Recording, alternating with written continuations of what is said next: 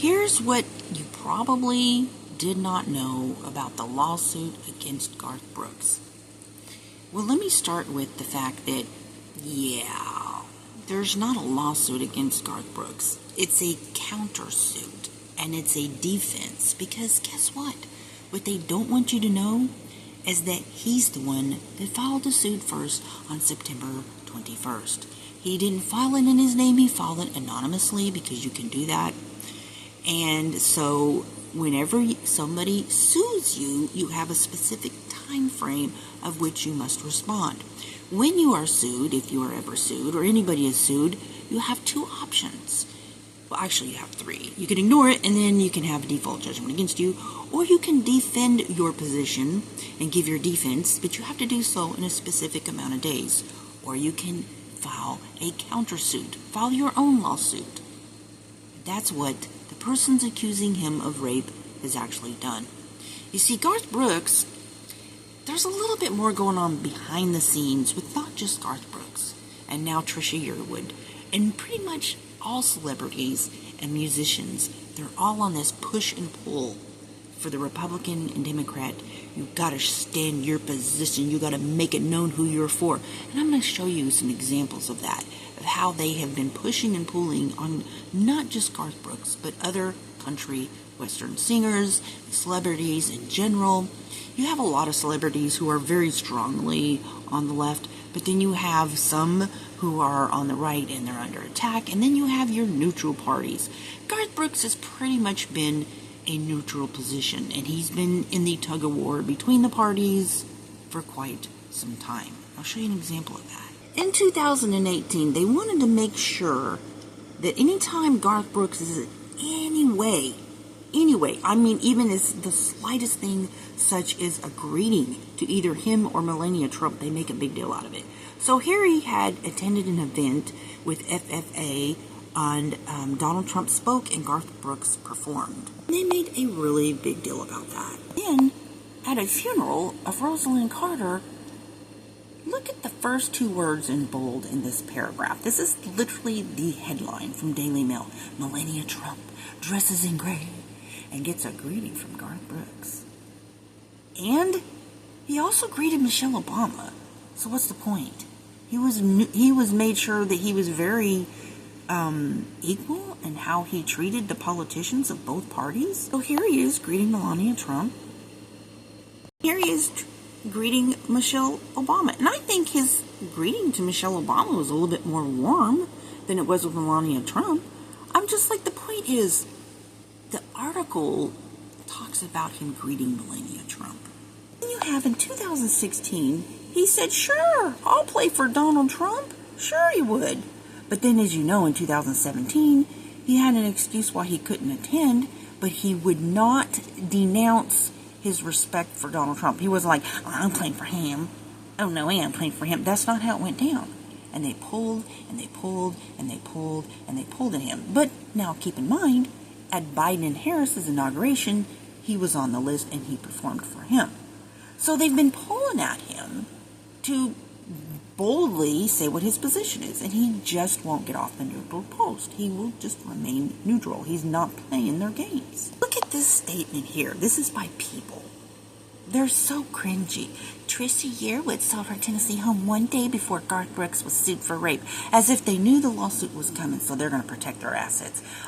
Okay, here's the fact. They are the ones that filed the suit. So any suit filed by this accuser of rape, and I'm not saying the person wasn't raped, I'm not going there. I'm just saying what the facts are regarding the lawsuit, the timing that it's being filed, and how it's being used. To say that she sold her home a day before he was sued for rape is absolutely deceptive, because they completely omit the fact that he's the one that sued first on September 21st.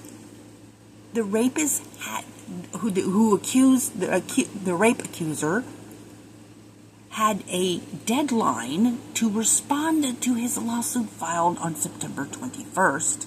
And so on October 4th is when she filed her suit. But they don't tell you that it's in response to his suit. He filed a suit first. He's like, no, you're not going to defame me. and cause me harm and try to extort millions of dollars from me. I'm not playing your game, so I'll see you in court. That's what he did.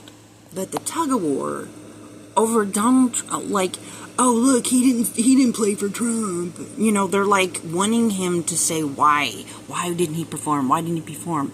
Well, you know, it was just a scheduling issue. But they wanted him to denounce him.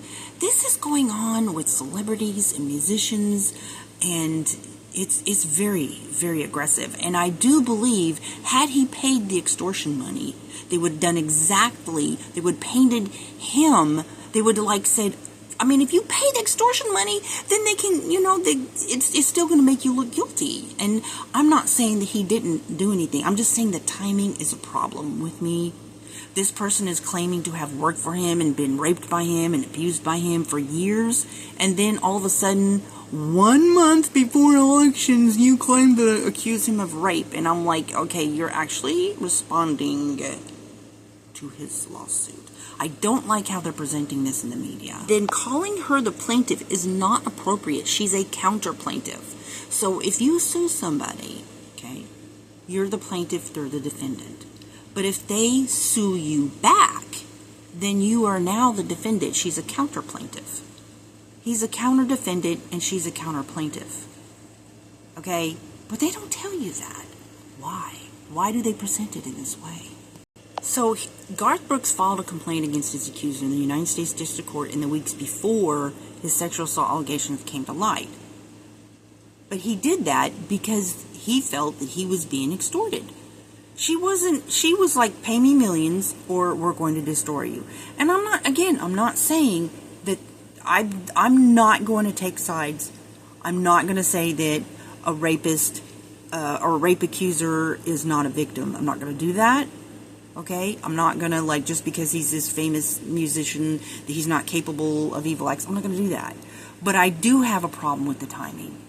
I have an absolute problem with the timing. And their history of going after politicians, the continued history of attacking and going after and push and pulling against this particular musician for quite some time now, and other musicians, I have a problem with this.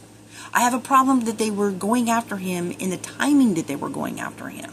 I do have a problem. And here's the thing though, this person claims to have text messages from him.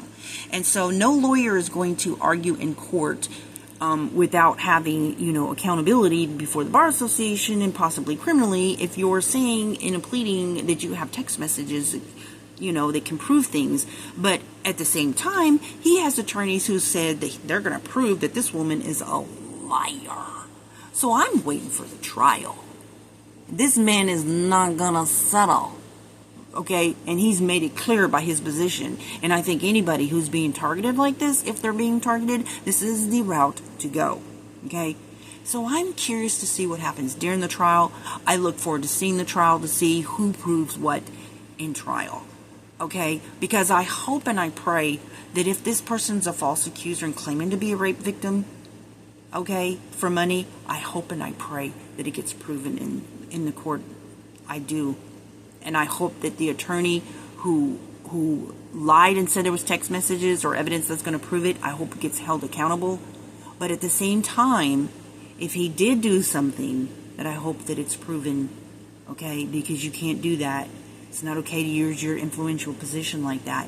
But I'm just asking people, please do not take a side in this, but do look. I find it to be more, I find if I'm going to take a side in any way whatsoever, I would look at the timing as very problematic.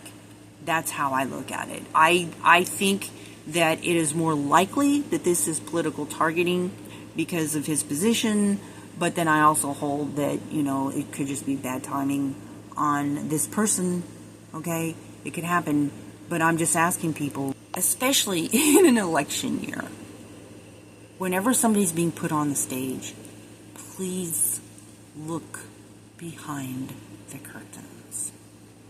Hope you have a blessed day.